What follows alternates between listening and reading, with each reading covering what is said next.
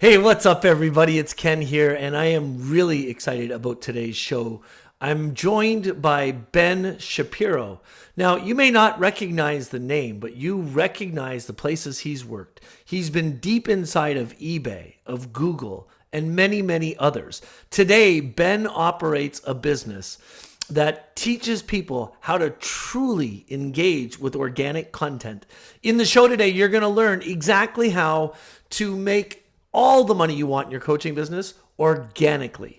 We'll be right. So the big question is this: how is a tiny percentage of entrepreneurs blow the pack away? What are they doing that we're not? I asked myself that question for 10 years. I was failing forward and getting sick of it. I wanted to build a coaching business, but couldn't make any headway. So I started studying them. I realized that the world's most elite marketers, entrepreneurs, and gurus were all using the same 4-step system. I call it the authority factor. On the show, I'm going to prove to you that the authority factor worked for them and it'll work for you. My name is Ken Dunn. Let's get started. Hey, what's up, everybody? It's Ken back again, and I'm really excited to be with you guys today. As I've promised you, I'm going to go out to the world and find elite level experts in every area of the coaching business modality. So bringing you people that have already been out there and done that, but really have a focus on helping you developing your coaching business. And today I am joined by Ben Shapiro. Now, listen to the background of Mr. Shapiro.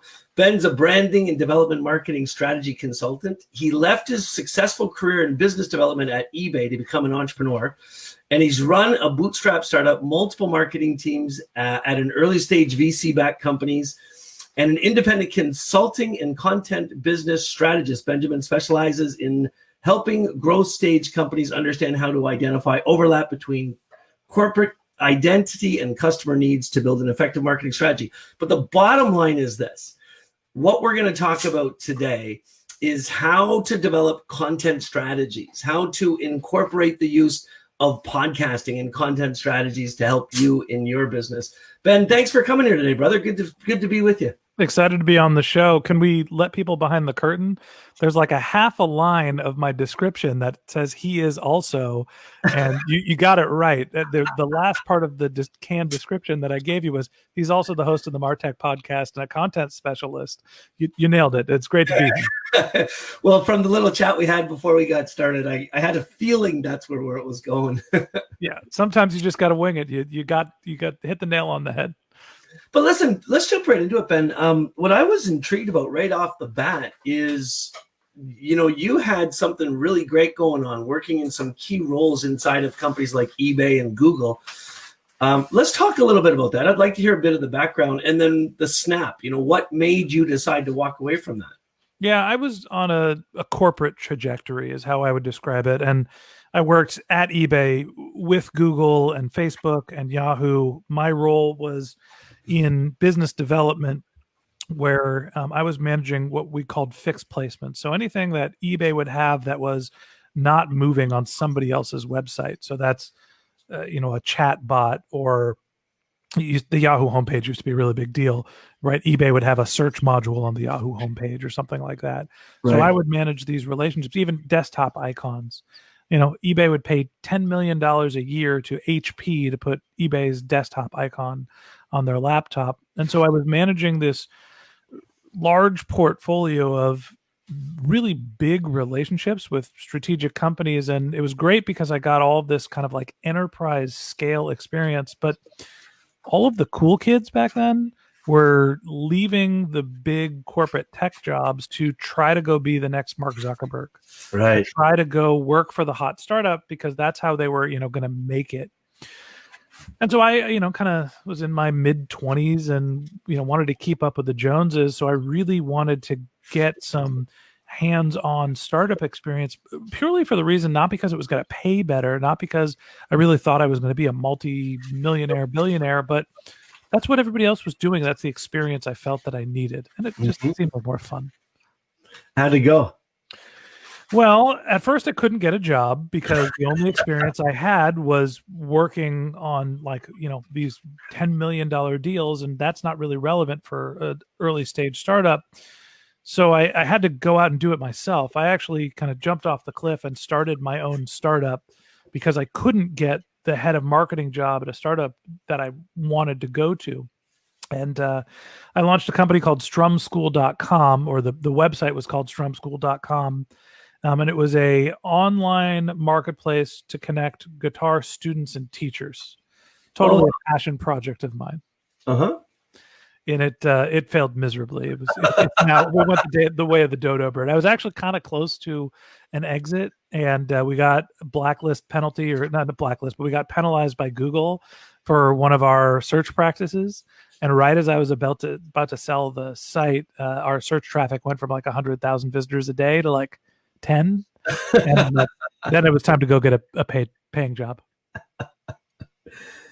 You know, so I still haven't got the dots connected perfectly yet, because obviously it must have been just a lot of your marketing experience and understanding of content and the relationship between content and traffic that got you to where you are now. But why don't you color that for us a little bit? So, because I really want to get into content and creation. That's a big I'll deal. give you the short synopsis. At eBay, I learned understand how to manipulate and think about business models, right? How do you create value in exchange to generate revenue for your company? And what are the different business structures that you need to put in place to make sure that you're getting the best value?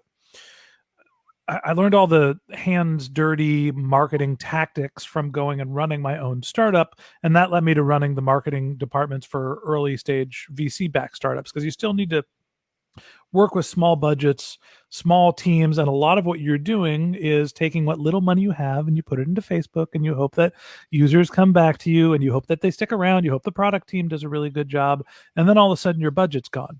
And if you didn't get your campaign perfectly the first time, you're screwed. And so the hard lesson I learned through the couple of startups that I worked on, Strum School, the startup I ran, was primarily a content business. And I didn't invest enough in content development running the startups that I was working on. They were really focused on performance marketing. And what would happen, and like it happens to most startups and other types of businesses, coaching, B2B businesses, is you go out and you try to advertise, you try to find customers, and then your budgets are zapped and you're gone. And hopefully you've generated enough business to keep your business alive. That's a really risky proposition. On the flip side, when you think about content marketing, it helps you with SEO, it helps you with email marketing. There's a whole bunch of different ways that content is valuable. Social syndication, huge one. Influencer marketing as well. When you're building out content assets, just like the one that we're talking about right now, I would say that this is a content asset. We're producing content. It enables you to have a different growth curve. This is on video, so I can use hand motions. I'm used to podcasting, which you can't. You know, your paid spend goes up and up and up, and hopefully the number of customers you have goes up as you escalate your spend. With content marketing, if you continually invest in producing content and sharing it and syndicating it, it becomes more valuable over time. And so you might not see a lot of traction up front. You might not see a lot of traction for 3 to 6 months. But if you start your content business early, or your content efforts early in your business, by the time you're really ready to scale, it's starting to build momentum. And then you don't have to continually invest in your performance marketing. The career-wise for me, I got tired of doing the early stage startup. I wasn't a perfect PPC marketer. They're data scientists fundamentally. And I was more good at the creative and the narrative building and, understanding the mechanics. So I left my last early stage startup and I went into consulting. I started helping people with brand development and marketing strategy. Who are your customers? What are the right channels? And did that for a little over 2 years pretty successfully. I ran my own consulting practice independently, no boss. And I wanted to expand. And I needed to go beyond just the personal network that I had cultivated to find clients. And so I started a content asset. I started the Martech podcast. And it's an experiment that went totally wrong. I never thought it would grow as fast as it did. I just kind of hit the right place at the right time with the content we were producing. And our audience went from 0 to thousands of downloads, thousands of people listening in the first 3 to 6 months.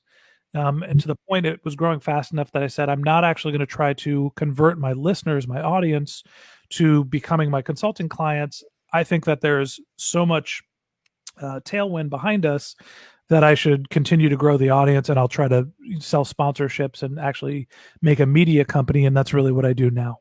Oh, fantastic. So there's like two different areas that I really, really need to ask you some questions about. But the first, I think we're on that track anyway. So let's talk about content. You know, there's a lot of people that are getting into starting their own coaching businesses and trying to build a following online to sell products and services. And there's an age-old adage that if you build it, they will come. If you produce enough content for long enough, then people will eventually pay attention. Unfortunately, there's actually two opposing views on that subject. There's a camp that says, yes, that's the case. If you put good quality content out there long enough, something good will happen. Mm-hmm. There's another camp that says, if you don't promote that content, it's going to fail. And so I'd love to know your thoughts on, what do you tell somebody that's brand new, somebody that's trying to start a coaching practice, about content in terms of the quality, the content, do they pay to promote that content? What's your opinion? I think the answer is somewhere in between the two camps.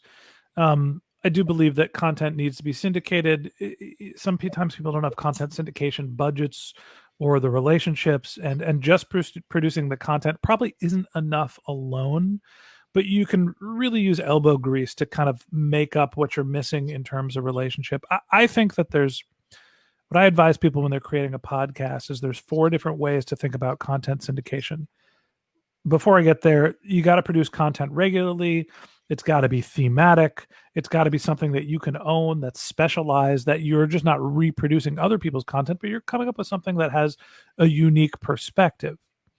That's what your coaching business is about. You're helping people do X. And so you need to go create content, once a day. It doesn't have to be long form content. The Martech podcast, 15-minute conversations once a day.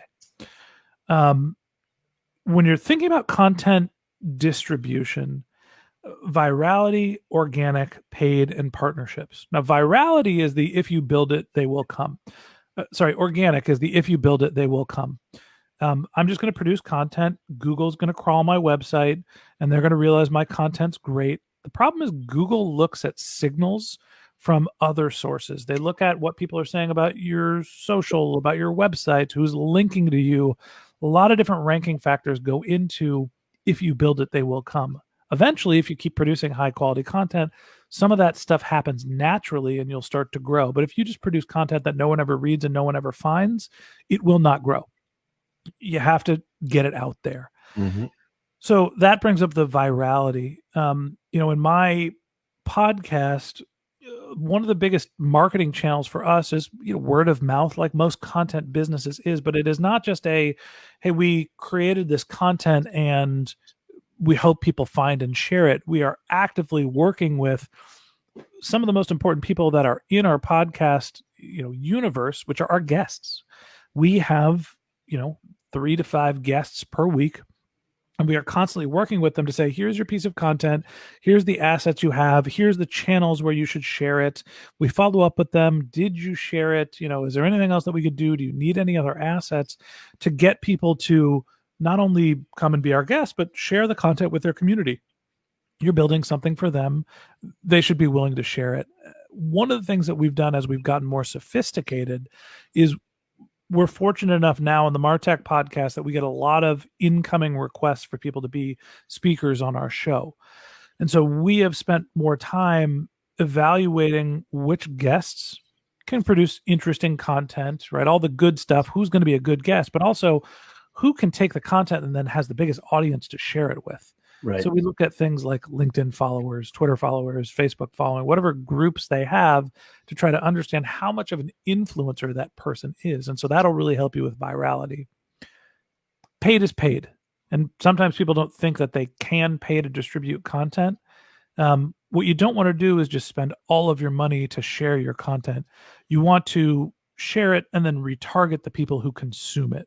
Right. And that will help you be a little smarter with how you're allocating your budget by seeing if people are interested in the content. If they're interested in the content, have something else for them and you retarget them with products, offers, services, more content. And the last thing is partnerships. And I'd say that this is a partnership, right? Working with other people in your industry to collaborate and to, horse trade or, barter, do nice things for the other people that are in the industry. And they'll do nice things for you. And so that's, kind of the fourth way to grow your content business. Is there a one origination point better than another strategy, or do you what is your suggestion to somebody that's getting out? I know that part of it has to be look at the different platforms that are out there and look at where your audience is and kind of set up shop where your audience is. But I love the word syndication. I'd love you to kind of dig a little bit deeper into that.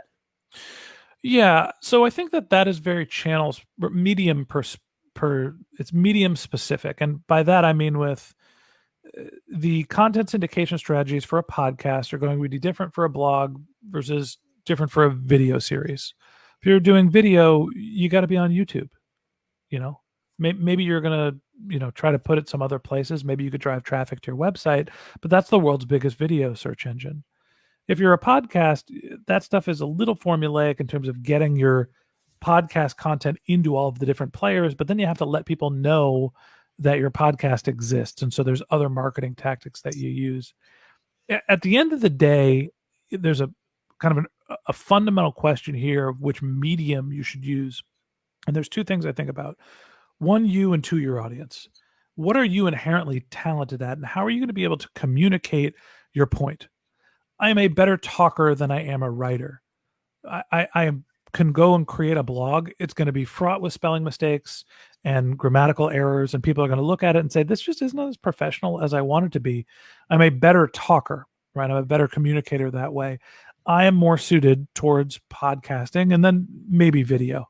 If I get another haircut, then maybe I'd be even better.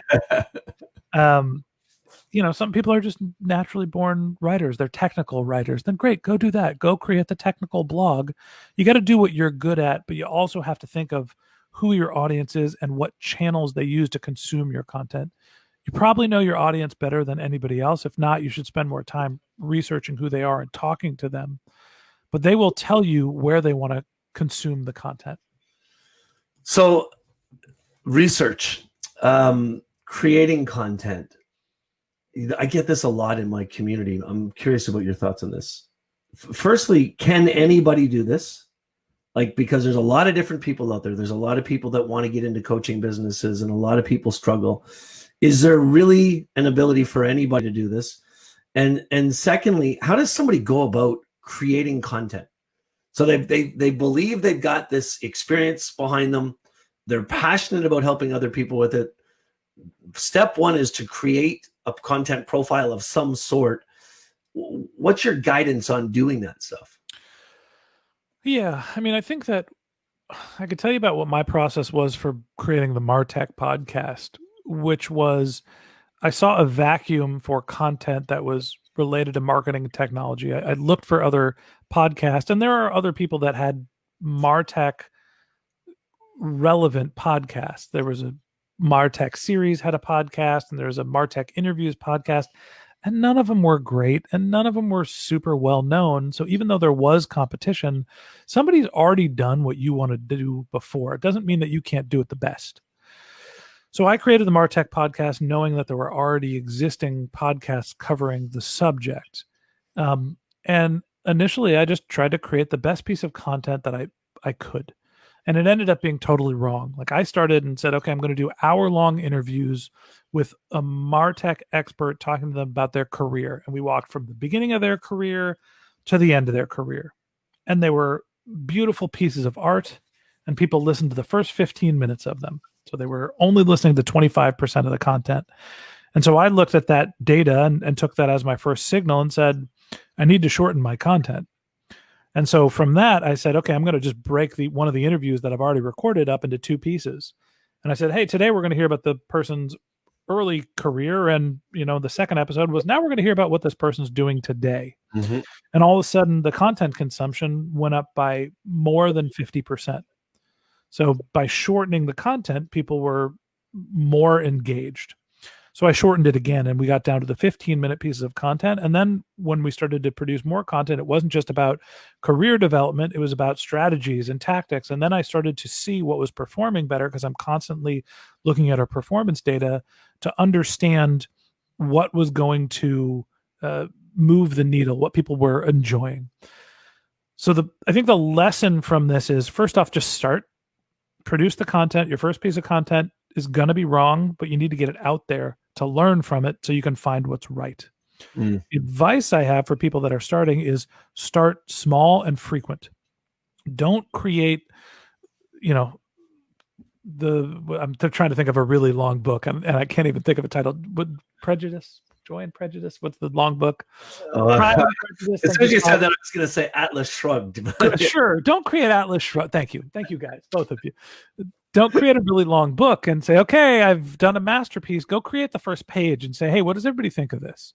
How's the intro for this book? Then create the second page. And also the other thing is, people don't necessarily read or listen to all of your content. So try to make each individual piece of content discrete, so there's value that the consumers get from each piece of content. If you can create a small snippet of value and start to train people to come back to your resources regularly to get answers for content, for entertainment, then all of a sudden you have an archive that'll grow on its own. You know what? About a month and a half ago, I had Evan Carmichael here on the show, and Evan's got about 2 million people following him on YouTube, and he sounds a lot like you guys are in the same space in your heads. He loves looking at data, and he really helped our audience to understand about looking at your YouTube videos, looking at the analytics, and looking where the drop-off rates are in those videos, and actually seeing little snippets inside of the videos where the engagement was high, cutting those pieces out, splicing them with a nice beginning and end, and turning them into an Instagram or a Facebook video, and repurposing the content. What are your thoughts around, so for different platforms, I know you're a big data and analytics guy. What are some of the strategies you like to do to measure your own performance and the engagement of your content, and then repurposing pieces? What are your feelings around that stuff? Yeah. So I think that we're always trying to understand what the data means and trying to look for signals. And sometimes you could look at individual pieces of data and say, okay, this is what performed on this one episode. And so that's a piece that we could share. That's a good practice. Sometimes you have to have patience. You have to get your first 10. And what I tell everybody when I'm advising them on running a podcast, go record your first 10 pieces of content, publish it, and then take a look and pivot from there. You have to have enough content to look for themes. You can't just guardrail back and forth because one podcast didn't perform. Some days you have bad days when you're recording. You have the flu, your voice doesn't sound good, the audio isn't good, people bounce. It doesn't mean that type of content isn't great, right? It just might have been a bad day.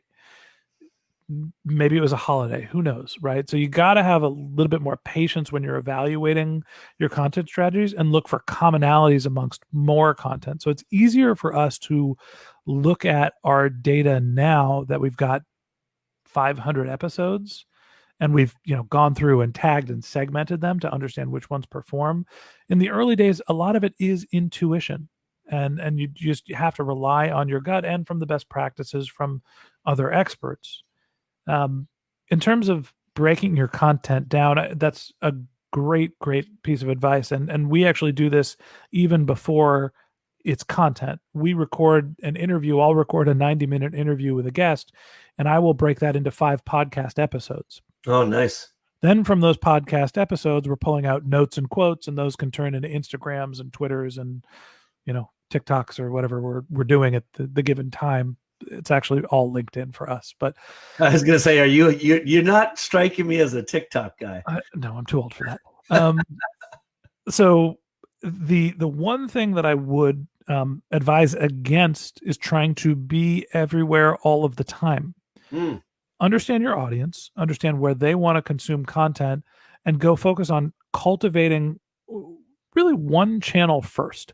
We just did podcasts for over a year. And then we started focusing on LinkedIn as well.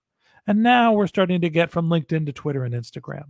So you don't want to try to come in day one and say, all right, well, I'm going to write Atlas Shrugged, and I'm going to take the whole thing and I'm going to put it on Instagram, Twitter, LinkedIn and TikTok.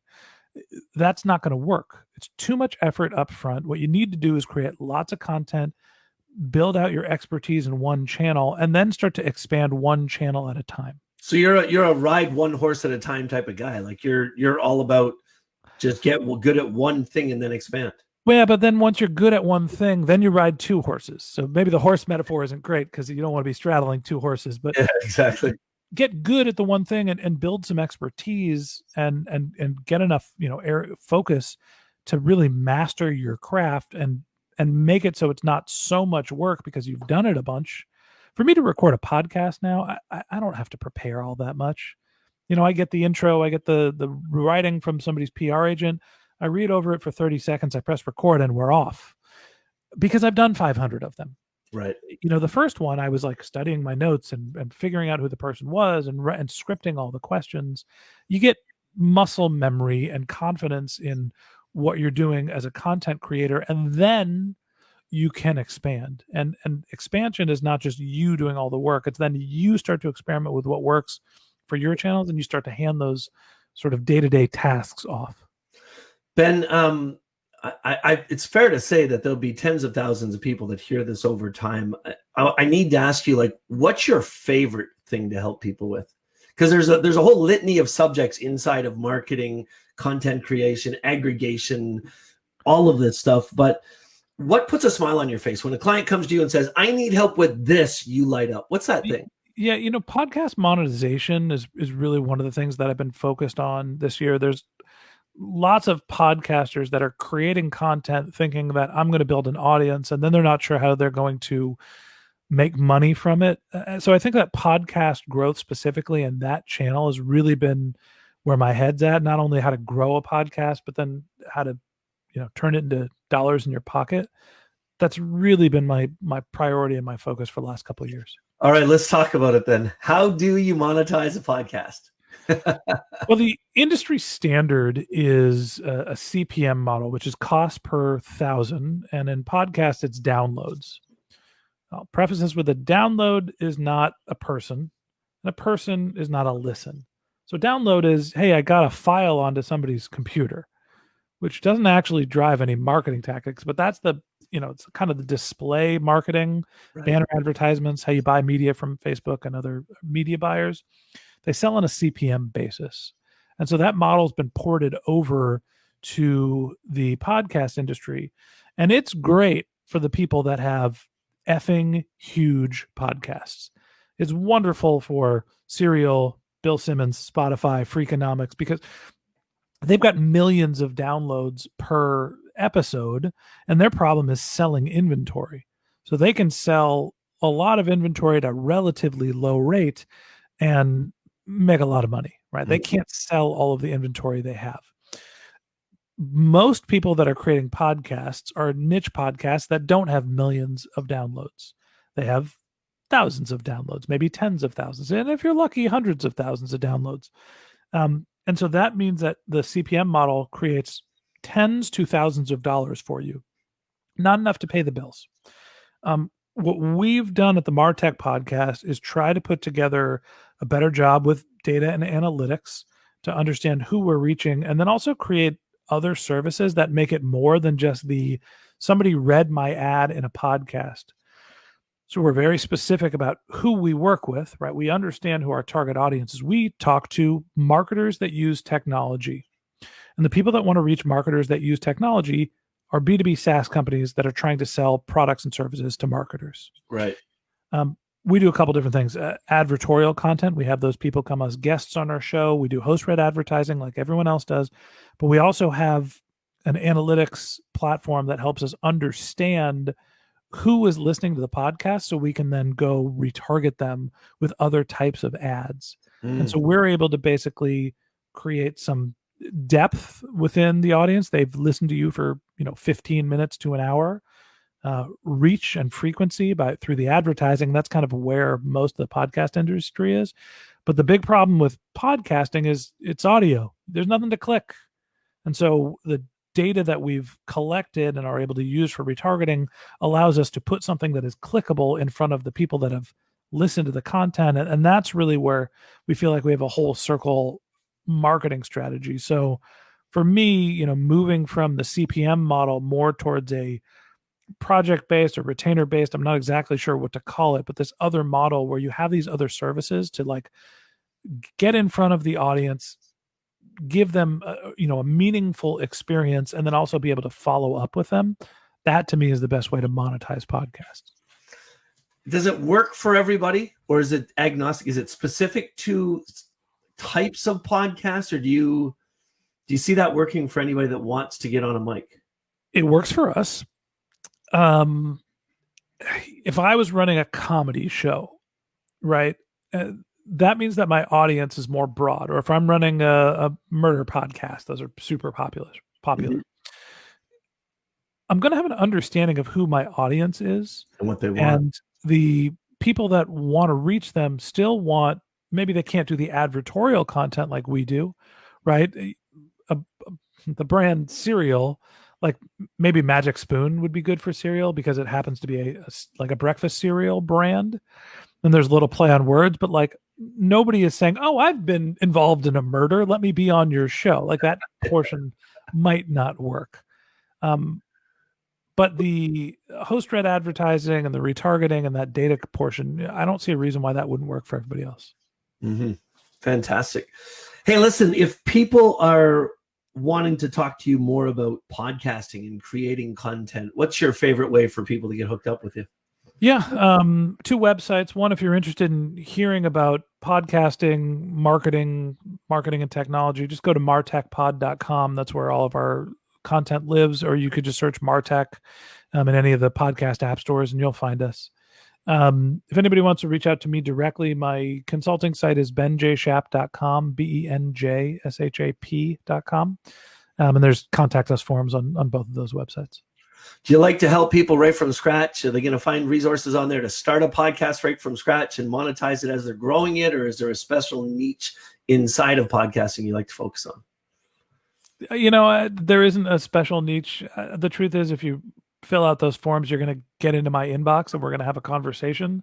We don't have a course yet. We're actually in the process of building out both the how to start an independent consulting practice course and then the how to build and scale a podcast course.